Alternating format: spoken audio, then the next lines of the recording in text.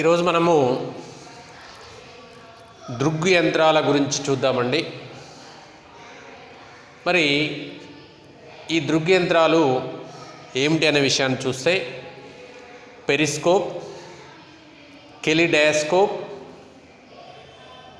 Binoculars, సూక్ష్మదర్శినులు మరి దూరదర్శనులు సామాన్యంగా ఉపయోగంలో ఉన్న దృగ్గు యంత్రాలకు ఉపకరణాలకు కొన్ని ఉదాహరణలుగా చెప్పవచ్చు. అయితే ప్రకృతి మనకు ప్రసాదించిన అతి ప్రముఖమైన ఉపకరణం కన్ను.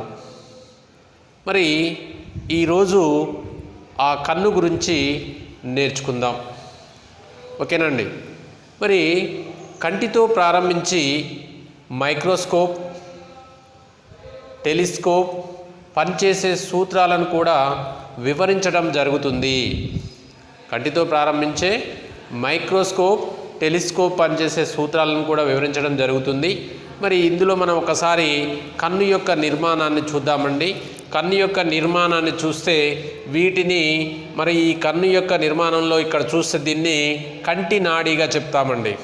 కంటి నాడి.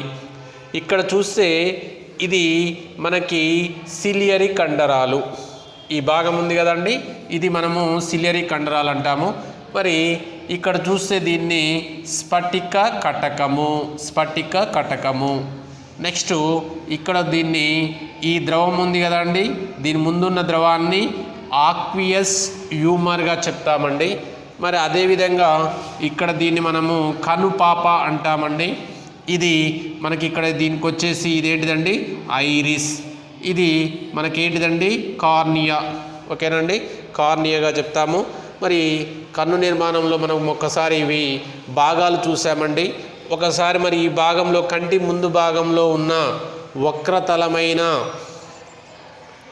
శుక్లమండలము నుంచి కంటిలోకి కాంతి ప్రవేశిస్తుందండి. అంటే మనం ఏం చేస్తుందండి, కంటి ముందు భాగంలో ఉన్న వక్రతలమైన శుక్లమండలం నుంచి కంటిలోకి కాంతి ప్రవేశిస్తుంది. అంటే కనుపాప మధ్యలోని రంధ్రం ద్వారా కాంతి ప్రవేశిస్తుందండి. కనుపాప మధ్యలోని రంధ్రం ద్వారా కాంతి ప్రవేశించడం జరుగుతుంది. మరి కనుపాప పరిమాణం కండరాల నియంత్రణలో మారుతూ ఉంటుందండి. అంటే కనుపాప యొక్క పరిమాణం ఏం చేస్తుందంటే ఇక్కడ ఉన్న కండరాలు ఉన్నాయి కదండి, మనకి ఇక్కడ తీసుకున్న సిలియర్ కండరాల యొక్క నియంత్రణతో మనకి ఏం చేస్తుంటుంది అంటే మారుతూ ఉండడం జరుగుతుంది. ఏం చేస్తుందండి, మారుతూ ఉంటుంది.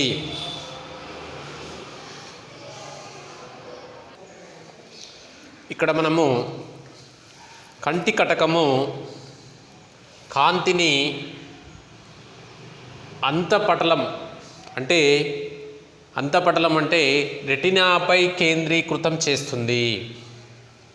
ఇక్కడ కంటి కటకము కాంతిని ఏం చేస్తుంది అంటే అంతపటలము అంటే రెటినా పైన కేంద్రీకృతము చేయడం జరుగుతుంది. ఆల్రెడీ కంటిలోకి ప్రవేశిస్తుంది అన్నాం కాంతిని. అంటే కార్నియా ద్వారా కాంతి లోపలికి ప్రవేశిస్తుంది. మరి అదేవిధంగా ఇక్కడ కంటి కటకం కాంతిని అంతపటలము అంటే రెటినాపై కేంద్రీకృతం చేయడం జరుగుతుంది. మరి రెటినా అనేది వక్రతలమైన కంటి వెనుక భాగంలో లోపలి వైపున ఉన్న నాడీ తంతువుల గల పొర. రెటినా అనేది ఏంటిదండి, వక్రతలమైన కంటి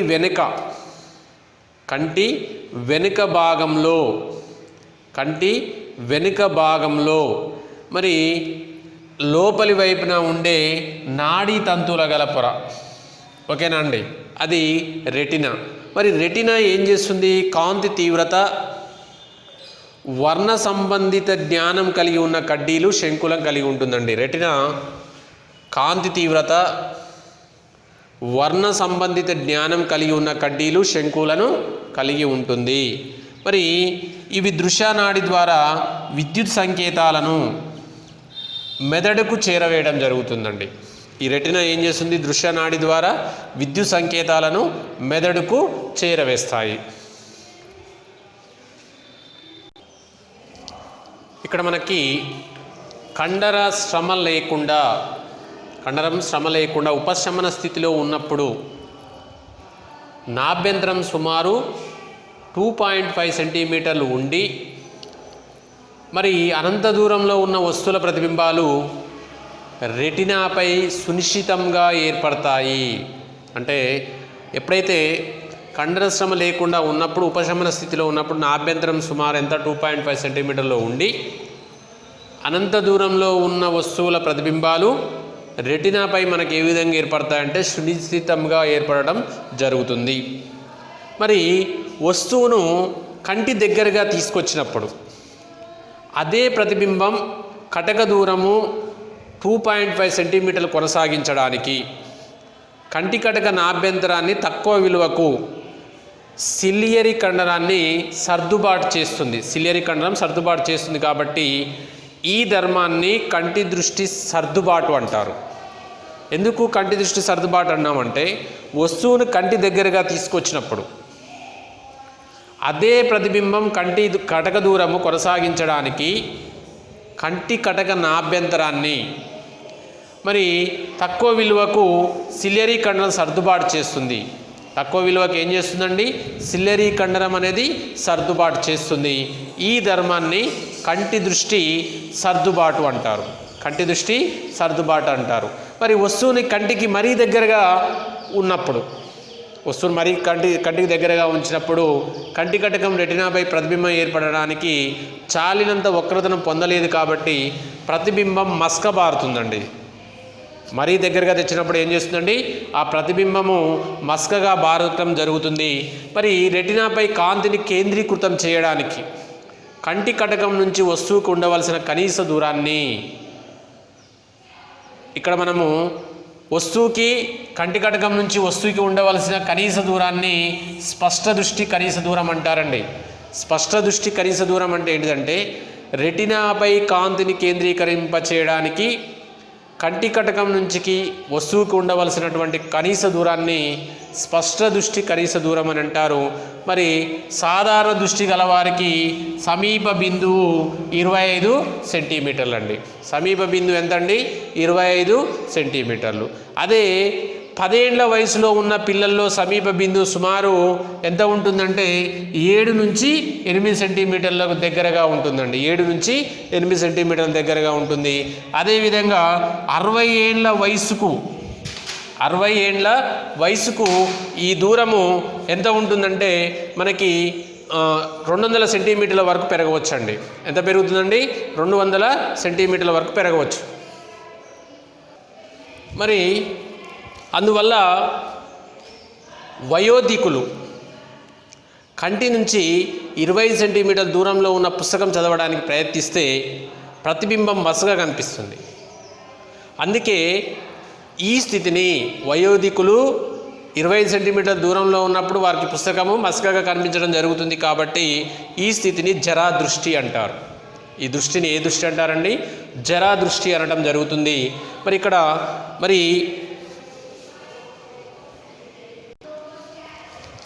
మరి ఈ లోపాన్ని అభిసారి కటకం ఉపయోగించి నివారించవచ్చండి. ఏ లోపాన్ని? జరాదృష్టి లోపాన్ని అభిసారి కటకాన్ని ఉపయోగించి మనం నివారించవచ్చండి. మరి అదేవిధంగా సిలియరీ కండర సమర్థత తగ్గి కంటి కటకం యొక్క నమ్యత కోల్పోవడం వల్ల వయసుతో పాటు సమీప దూరం కూడా పెరుగుతుందండి. వయసు పెరుగుతూ ఉంటే మనకేమవుతుందండి? వయసు పెరుగుతూ ఉంటే సమీప దూరం కూడా మనకేం చేస్తుందండి? పెరుగుతుంది. ఎందుకండి? సిలియరీ కండర యొక్క సమర్థత తగ్గుతుంది. సమర్థత తగ్గి మనకేం చేస్తుంది? కంటి కటకం యొక్క నమ్యత కోల్పోవడం వల్ల మనకేమవుతుందండి? వయసుతో పాటు సమీప దూరం కూడా పెరుగుతుందని చెప్పవచ్చు. ఇక్కడ మనము అశ్వదృష్టి చూద్దామండి. దూరంగా ఉన్న వస్తువు నుంచి కంటి కటకం వద్దకు వచ్చే కాంతి రెటినా ముందు భాగంలో ఒక బిందువు వద్ద కేంద్రీకృతమవుతుంది. ఈ రకమైన దోషాన్ని అశ్వదృష్టి అంటారండి. అశ్వదృష్టి అంటే ఏంటో చూడండి. దూరంగా ఉన్న వస్తువు నుంచి కంటి కటకం వద్దకు వచ్చే కాంతి రెటినాకు ముందు భాగంలో ఒక బిందువు వద్ద మనకేం చేస్తుందంటే కేంద్రీకృతం అవుతుంది. ఈ రకపు దోషాన్ని అశ్వదృష్టి అంటారు.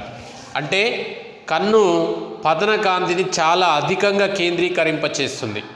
కన్ను పతన కాంతిని చాలా అధికంగా, దీన్ని సవరించడానికి ప్రతిబింబము రెటినాపై ఏర్పడేటట్లుగా అపసన్న ఫలితం పొందడానికి వస్తువుకి కన్నుకు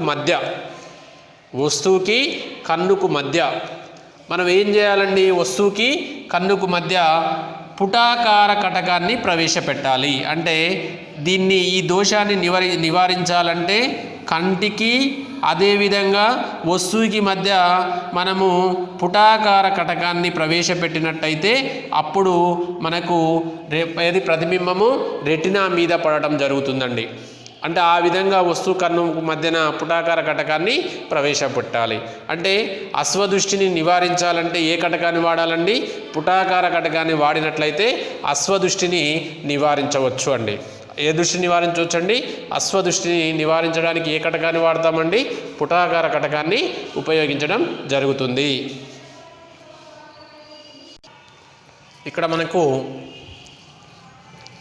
నెక్స్ట్ మనకి మరి ఈ దృష్టిని చూడడానికి దీనిని దూరదృష్టి అంటారండి. ఇంతకుముందు అశ్వదృష్టి గురించి నేర్చుకున్నాం. ఇక్కడ మనము దూరదృష్టి గురించి నేర్చుకోవడం జరుగుతుంది. మరి ఈ దూరదృష్టిలో మనకు ఇక్కడ చూసినట్టయితే మనకు ఏం చేస్తుంది అని అంటే, ఒకసారి దూరదృష్టి అంటే ఏందో చూద్దాం. కంటి కటకం తనపై పతనమైన కాంతిని రెటినా వెనుక భాగంలో ఒక బిందువు వద్ద కేంద్రీకరింపచేసినటువంటి దోషాన్ని దూరదృష్టి అంటారండి. మరి ఈ దోషాన్ని సరిదిద్దడానికి ఏ కటకాన్ని వాడతామంటే అభిసారి కటకాన్ని వాడతామండి. ఏ కటకాన్ని వాడతామండి? అభిసారి కటకాన్ని వాడతాం. అంటే ఇక్కడ ఏమవుతుందండి? రెటినాకు వెనుక భాగంలో ఒక బిందువు వద్ద కేంద్రీకరింపబడుతుంది. కంటి కటకం తనపై పతనమైన కాంతిని రెటినా వెనుక భాగంలో ఒక బిందువు వద్ద కేంద్రీకరింపజేసినటువంటి దృష్టి దోషాన్ని మనం ఏమంటామంటే దూరదృష్టి అంటాం. ఈ దోషాన్ని సవరించడానికి అభిసారి కటకాన్ని వాడినట్లయితే ఈ దోషం వల్ల మనకేమవుతుందండి? రెటినా మీద పడటం జరుగుతుంది. అభిసారి కటకాన్ని వాడినప్పుడు మనకు రెటినా మీద పడటం జరుగుతుంది. అంటే దీనిని సవరించడానికి ఏ కటకం వాడతామంటే అభిసారి కటకాన్ని ఉపయోగించడం జరుగుతుంది. నెక్స్ట్ మనకు మరొక సామాన్యమైన దృష్టి అసమదృష్టి. అంటే అసమదృష్టి కార్నియ గోళాకారంలో లేనప్పుడు ఈ లోపం కనిపిస్తుందండి. మరి కార్నియ గోళాకారంలో లేనప్పుడు ఈ విధంగా ఉంటుందండి. ఈ విధంగా మనకు కనిపించడం జరుగుతుంది. మరి ఈ అసమదృష్టిని నివారించాలంటే మనం ఏం చేయాలంటే స్తూపాకార కటకాన్ని ఉపయోగించాలండి. అంటే తగిన వక్రత వ్యాసార్థం కలిగిన స్తూపాకార కటకాన్ని సరైన దిశాక్షంపై ఉపయోగించి మనం ఏం చేయొచ్చు అంటే అసమదృష్టిని సరి చేయవచ్చు. దిశాక్షంపై ఉపయోగించి ఏం చేయొచ్చండి? అసమదృష్టిని మనం ఏం చేయొచ్చు అంటే సరి చేయవచ్చు. ఇది మనకి దోషాలకు సంబంధించిందండి.